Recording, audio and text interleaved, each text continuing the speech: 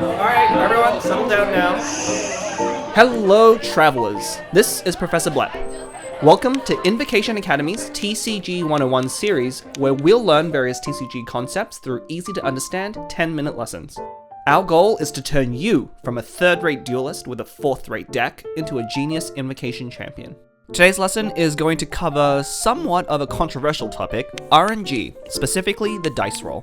As gacha players, we're all too familiar with RNG and how it can rob us of precious primos, and a common complaint for new players to Genius Invocation is how the games feel like they are decided by the luck of the dice roll. When they go your way, games are easy and fun, but all too often, even one bad dice roll can lead to some pretty frustrating losses.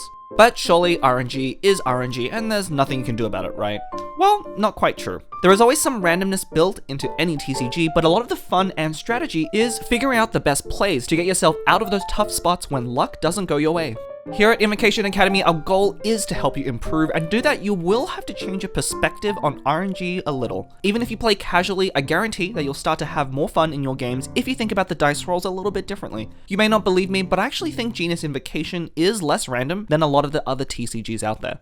So, what's the secret to overcoming RNG? Well, weirdly enough, the first thing is to accept that bad rolls are going to happen and you are going to lose some games to them. Not helpful, right? Well, the key thing to keep in mind is that you and your opponent are playing under the same rules, so in the end, you'll win just as many games you do your opponents having bad dice, then you'll lose to your own bad dice. But why doesn't it feel that way? Well, it's simple. You always see your own dice, so you know exactly how often that happens, but your opponent's dice are hidden, so you're simply noticing your own bad luck way more than your opponent's. Where you can really get an edge though is in the situations where your luck isn't extremely good or bad, but in the middle where it may not be ideal. But if you're able to work around your dice better than your opponent, you'll win more often than they will. Pretty simple, right? Okay, since we're dealing with RNG, a little bit of math is going to be unavoidable, so here's a pop quiz. Let's say your deck wants to start the game with Official Skill into Nahida's 3 cost, which means you'll need 3 Electro and 3 Dendro. How often do you think that will happen naturally on your first round? Take a guess. Surely it feels like it should be somewhere like 50%, right? Can't be that hard. Well, it actually is a lot harder than that, about 33%. So in only a third of your games, you'll be able to open this way without using any cards. Maybe your bad luck isn't as bad as you thought. But plenty of decks want to open with 2 skills, so what can we do to make that more consistent? Well, the simplest answer is dice fixing, which are cards that let you convert your unusable die into usable die. Bestest and Toss-Up are classic examples of such cards and are the most straightforward. In our example, if you have a Bestest or Toss-Up in your hand, your chance of using 2 skills in that first round shoot up to 85%, way better than before. If you are a newer player building your own deck, definitely encourage you to play 2 Bestest in most of your decks until you get a feel for the game. Also, for decks that want to use 5 cost skills like Ganyu, Nahida, or Oceanid, you are going to need more fixing than the average deck, and here is where you might want to add in Toss-Up as well. While some cards are built specifically for fixing dice, more often you'll be tuning cards to fix dice. The fact that any card can be used to tune a die is an extremely important mechanic and one of the reasons why the dice rolls are not as RNG as you think. Going to our example, if you allow yourself to tune just one card, your chance of opening with 2 skills double to 66% or 2/3 of the time. Which means if this is your plan, you should go in expecting to tune one card for most of your games. But be careful. One common trap I see new players fall into is that when the dice rolls are really bad, they tune very aggressively so they can get to use their skills and play the deck how they're used to.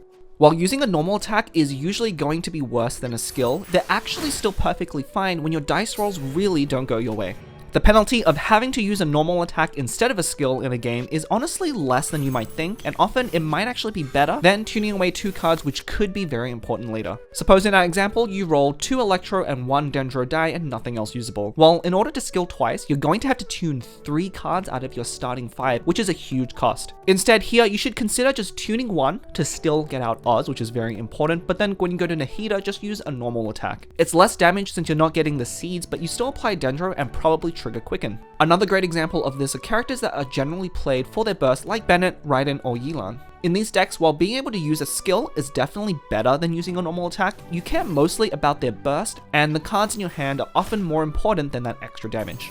Using normals to build energy instead of tuning for skills is usually the right call. Knowing when you should tune and which cards to tune is a huge part of the skill involved with playing the game, and is one of the things that separate good players from great players. But there are no shortcuts here, you're just going to have to get better at this with practice. There's one other important consequence of tuning, which is that card draw can be fixing. Since every card can be used to tune, then simply having a lot of cards in your hand is just as good as drawing fixing specific cards. Really, the only difference is fixing cards are just more efficient at their job, but fixing cards only have the one purpose, whereas every other card that you draw from your deck can potentially be used for something else, which is usually better. While it's a bit of a meme to say something like Liyue Wharf is fixing, it's kind of true. So make sure not to neglect card draw in your decks. In fact, one of the reasons you don't see bestest or toss up quite as much at the current metagame is that we simply have lots more powerful card draw options now, and running more draw is often better than relying on pure fixing cards. When building decks, make sure to include some basic card draw cards like Strategize or Sealy.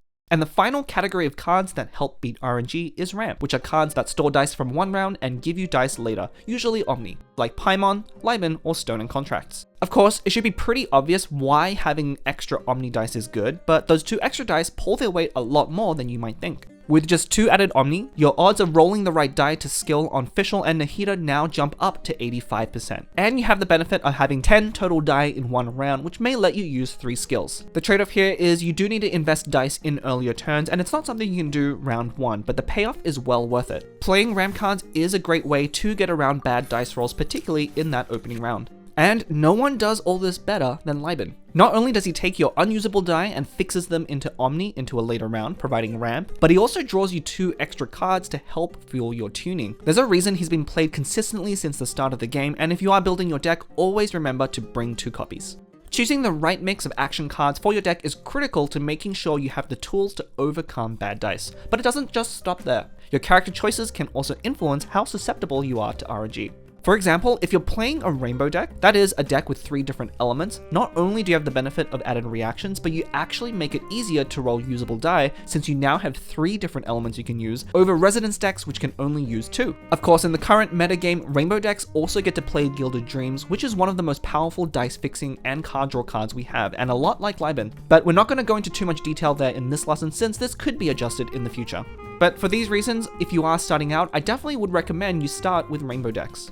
One last thing we briefly touched on earlier, but another way to mitigate dice RNG is to play with characters that focus more around normal attacks. Decks that want to use a lot of elemental skills and bursts have pretty strict dice requirements and are more prone to bad rolls that require you to tune. But the elemental die you need to do just 1 skill is enough to use 3 normal attacks. And the way these decks usually win will be to combine an infusion effect like Chongyun or Ayaka along with a burst like Xingqiu, Beidou, or Razor to trigger reactions with every attack. At the end of the day, no matter how well you build your deck and how well you play, you are going to have bad dice rolls. And quite frankly, those games are going to continue to suck. But hopefully, next time that does happen, you won't despair quite as hard, and with the right plays, you might still end up pulling through. And those games feel great, I promise. Remember, focus less on things that are completely outside your control, and instead, focus on what you can do with what you're given. If you want to see these concepts put into practice, make sure to drop by the Duelist Theater for deck guides and gameplay. If there's anything you'd like to see in an upcoming video, drop a comment and I'll see how I can help. Be sure to enroll in our courses by subscribing so you can be notified when a new lesson's available. Until then, class dismissed!